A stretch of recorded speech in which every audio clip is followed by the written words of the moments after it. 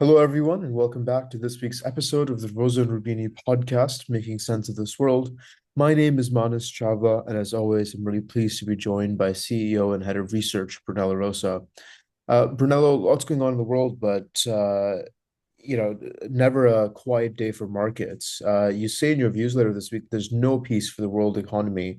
Uh, we're coming off just off the back of an interim peace agreement signed by Hamas and the Israeli government.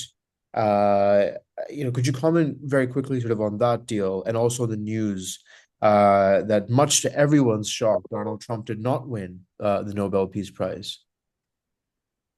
Yeah, so there were actually relatively good news in the sense that somehow a ceasefire has been agreed between Hamas and Israel on the back of a few things.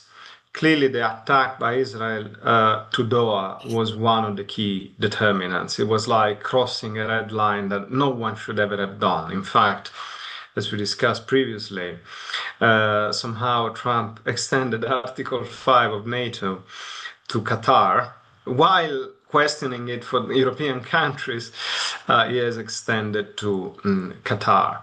And that has been one of the catalysts for the US decision to effectively pull the plug on the war. And as we all always know, this war only existed and could carry on because the US was there. As soon as the US withdrew the support, the war ended. We have always known that. For that reason, really claiming a Nobel Peace Prize for doing what you could have done, much earlier is a bit of a kind of a heroic assumption. There's also a technical reason. The Nobel Peace Prize is given yearly, and so this refers to what happened in 2024. And this was the year of the Venezuelan elections. Then effectively Maduro lost. He admitted the victory by only 1%, which in autocracies is like admitting defeat, because it clearly means that with fully free elections, the opposition would have won. The leader of the opposition was Corina, and so she won the Nobel Peace Prize. Um, but then, the consequence of that is that Zelensky said, "Well, if you can finish that war, maybe you can finish also my war." And so he called Trump and said, "Give me some tomahawks and let's scare Putin." And somehow it has worked because, as we know, Putin and Trump had a long conversation, and they may meet again soon, potentially in Budapest. Then we need to see how we do because there's an international arrest warrant for Putin if he arrives in Europe. So well, that's going to be a difficult thing. But the entire point of this week column and podcast was that as soon as those things seem to go in the right direction, then the trade war re-exploded.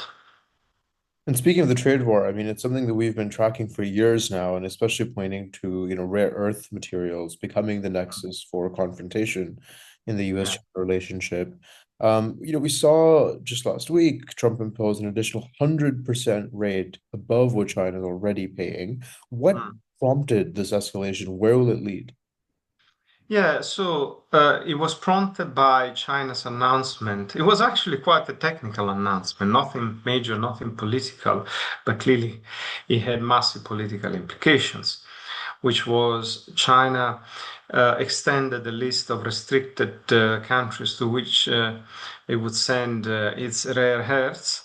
And of course, these included the US and included more rare earths themselves. So uh, that was seen as assertive, if anything, if not aggressive Hmm. behavior by Trump that responded without thinking too much in the space of a few hours. So you do this to me, I'm gonna slap 100% tariffs, and so tariffs came back to 150% where they were before the Geneva Accords. There was a massive sell-off, including in Bitcoin, And as we know, this actually is the worst day for digital assets in almost the entire history of it's not long, but still a decade or so of digital asset prices. Markets were really rattled by what happened. Plus, there were short positions that were immediately enacted before the announcement. So, usual suspicions of insider trading of all sorts. So you can imagine what happened there. And only to go back to the usual taco. So by Monday or Tuesday, Trump, seeing the effects of his actions, had to pedal back and say, "Don't worry." In a tweet, said, "Don't worry about China. We are gonna find a deal. We don't want to hurt China and this and that." So it's like backpedaling as he always does when he sees that market are very unhappy about it. But then the damage was done, and so whatever was said was almost irrelevant. And in all of this volatility, gold reaching 4,000 USD per ounce to large highs, even while other sort of asset classes might be seeing a sell-off. Um, with all of this, we see theoretically President Xi and Trump potential meeting emerging at the end of October. Do you think that meeting will happen? And if it does, what will it lead to? Well, that is somehow scheduled to happen as part of the Asia Pacific Economic Cooperation meetings, APEC. We had seen these meetings also between Xi and Biden, the latest one in San Francisco. So, is a typical occasion for the two presidents to meet. In this case, it would be in South Korea. At some point, it seemed like Trump said, "Well, there's no reason to meet. I'm not going to meet Xi," right? Reality is that most likely the meeting will happen, and clearly that could be an occasion to speak about this ongoing trade war that is clearly not convenient for anyone.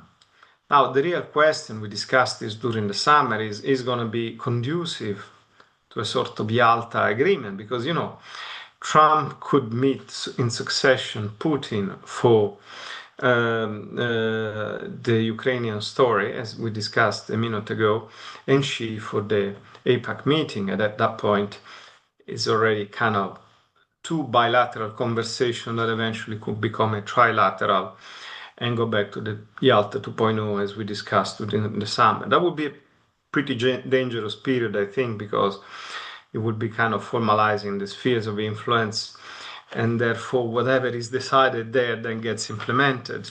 So if Trump decides, for example, that Ukraine loses, I don't know, 20% of its territory, so it will happen, right? Or could say, Taiwan, yeah, one China policy. Now it gets implemented, right? And so Taiwan goes back to China. So, this could be an extremely complicated passage in world history. So we don't know whether we're going to go there and how, but the conditions are definitely coming into place. Now, what we hope that is not going to happen is a replication of the aftermath of Liberation Day on April the 2nd, when, stock markets collapsed 20%. It took several weeks, if not months, to recover, and so on and so forth.